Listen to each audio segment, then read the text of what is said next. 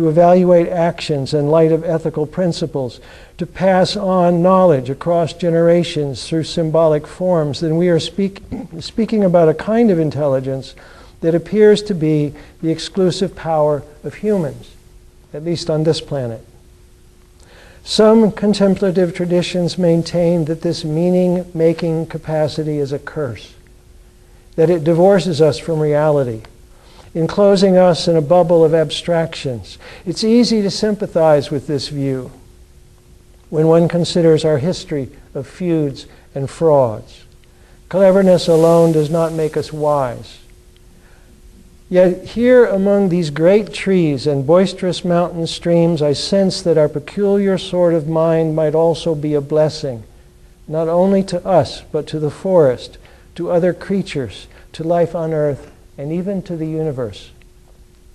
I recognize the danger of hubris. It is flattering to suppose, as many religions do, that humans occupy a unique place in the order of things. The appeal of an idea is not evidence for its falsity, however, but merely a reason for caution. Cautiously, therefore, let me propose. Suppose that mind is not some private power that each of us contains, but rather a field of awareness that contains us, and likewise encompasses birds, bees, ferns, trees, salamanders, spiders, dragonflies, and all living things, permeates mountains and rivers and galaxies, each kind offering its own degree and variety of awareness, even stars, even stones. What if our role in all of this, in this all-embracing mind, is to gaze back at the grand matrix that birthed us and translate our responses into symbols? What if art, science, literature, and our many other modes of expression feed back into the encompassing mind, adding richness and subtlety?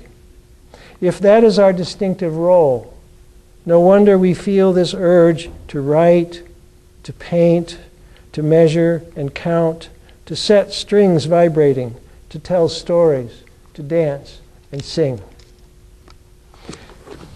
So I'd like to hear from you any questions or comments you might have.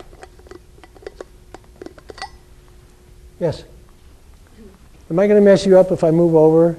No. Okay. Well, thank you for coming. I enjoy your work and assign it to my students. So, thank you. I'm curious, it seems that often we don't appreciate our experiences until they're in the past. Yes. As we get older. And that influences how we treat or care for. I'm curious what advice you would give to both young and old adults of how to begin crafting an appreciation of the present, so that helps us care for the present, but also appreciate it even more for its sacredness or specialness. There's an excellent question, a hard one, an excellent question.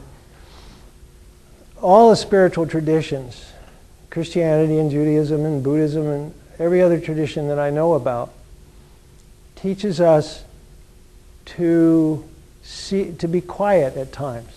Prayer is a form of quietness, meditation, contemplation, reflection.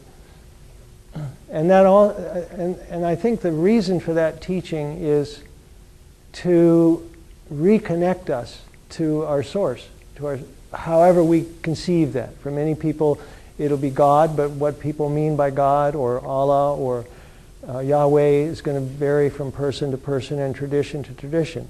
So part of the reason for quietness, for slowing down, is to reconnect us, to reground us in our source. Remind us of where we come from, what we're an expression of. But also I think part of the wisdom in that teaching, the teaching of quietness and reflection, is to make us more aware of what we're experiencing now and to not take it for granted, to appreciate it, to feel it deeply. Our lives, needless to say, are more and more distracted, they're more and more fragmented, they're more and more hasty because of electronic devices and just because of the pace of modern life. And everyone who thinks about it for a moment realizes that his or her, or reflects on it, that his or her life tends to be pretty fragmented because of the many things that we pay attention to, and especially, again, driven by our electronic devices. I think taking breaks from it, whether it's not checking your email 20 times a day or checking your Twitter feed or your Facebook feed or whatever, taking breaks from that is really important if people are going to remain grounded in the present moment and the present day. For me, I mentioned how I started keeping a journal actually in high school. Not every day, and my journal is not in the nature of I ate this for breakfast and I met so-and-so today, but rather this thought occurred to me, or this question arose for me, or somebody said this to me and it set me thinking. It's reflecting on my days. The root of journal is day, right? The French word jour is day. I think some kind of writing practice, maybe writing to a friend, an email to a friend, or a long text to a friend, or maybe writing in a paper journal for yourself, not because you want to publish it, but because you want to reflect on something that happened in your day or this week. I think that's a really valuable process. It never needs to be shown to anybody else unless you want to do that. And for me, keeping a journal, writing notes about my life has enabled me to focus more fully. I still miss a great deal, but I miss less than I would if I didn't have that writing practice. Other questions or comments? Yes? I would like to say how much I enjoyed. You're going to have to speak up. I would like to say how much I enjoyed the lecture today. I was going to comment how much I like reading, looking at women. But when you read The Inheritance of Tools, I've had great loss in my life, and that inspired me and encouraged me. And I'm speaking with another person that I think this would just really help. And I wanted to tell you how much I enjoyed Well, thank you. today. Yeah, thank you. Incidentally, I didn't mention in my little talk here that essay looking at women. The first time that it appeared originally in a book, it appeared in a magazine, and then it was published in a book of mine called Secrets of the Universe. And I was doing a book signing, the very first book signing of that book, and two smartly dressed women came up and picked up the book and started looking at it, and they saw in the table of contents, said, looking at women, well, I'm going to have to see what this is about. And she turned to the beginning of it and she said to her friend, well, I guess it's okay. Sex, of course, sexuality is such an enormous part of human existence, human experience.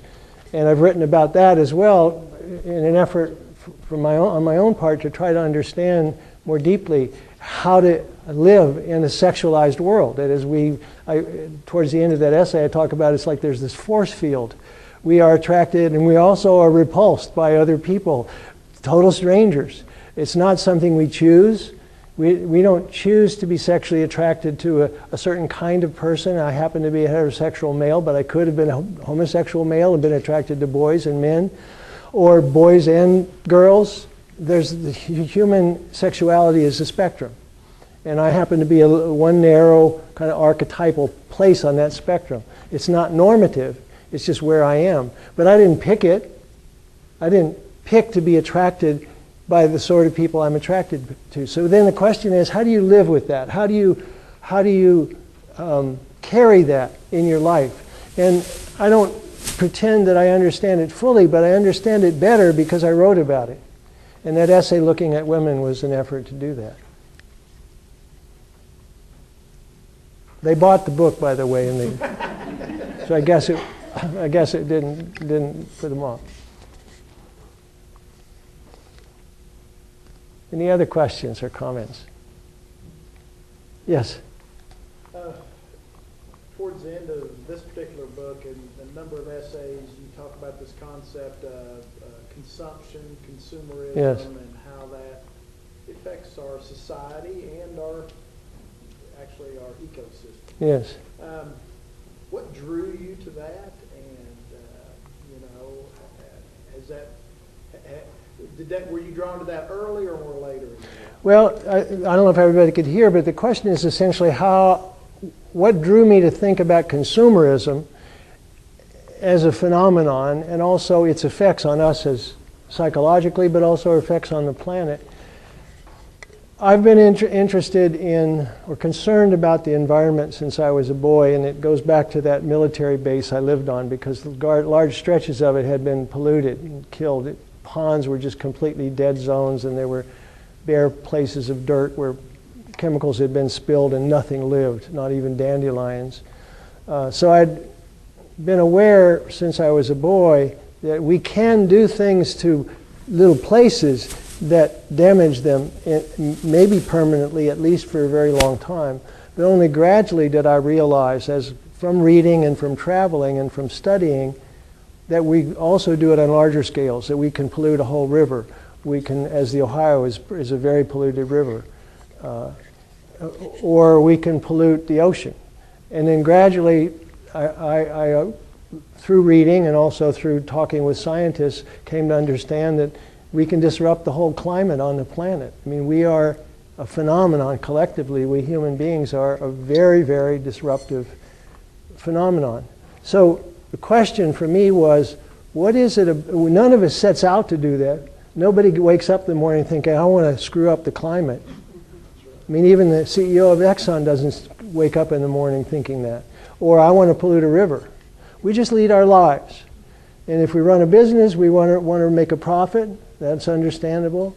And if we're leading our family life, recycling is a hassle, or throwing trash out the window is easier than carrying it to a trash bin. None of us sets out to damage the earth, and yet collectively that's what we're doing. We're undermining our own source, our own home. And it's not only our home, of course. There are millions of other species that depend on healthy rivers and topsoil and habitat. So gradually, through my own lifetime, I've been asking this question, well, what is it that actually drives that? And we have an economic system, and it's not unique to the United States, but we have an economic system that depends on the rapid consumption of stuff, pulling raw materials out of the earth, manufacturing them into objects or food, consuming them, and throwing away the waste. And the more and more we do of that, the more the economy roars, our economy and the global economy. So we have an economy which is premised on trashing the earth. There won't be, in the long run, a human economy, because the earth's economy is boss. Physics and chemistry and biology are not negotiable. They don't make deals. They have limits, they have laws that they obey, and ultimately we will either align our way of life with them, or we will undermine the very basis for our existence. So we have to address consumerism. We have to ask, why do we want things? We want things to have them, to use them, to savor them, or do we want things so that we can get the next thing and the next thing and the next thing and the next thing to keep the economy roaring? So unless we address consumerism, in the long run, we will not be able to reduce the level of damage that we're currently inflicting on the rest of the planet. We're up against the time, and I want to let people go who want to go. I'd be glad to talk with anybody individually who wants to hang around. We're going to move you out to a table out in the hallway to sign books and everything. Yeah. And so before we want to make sure we give you a hand. Thank you.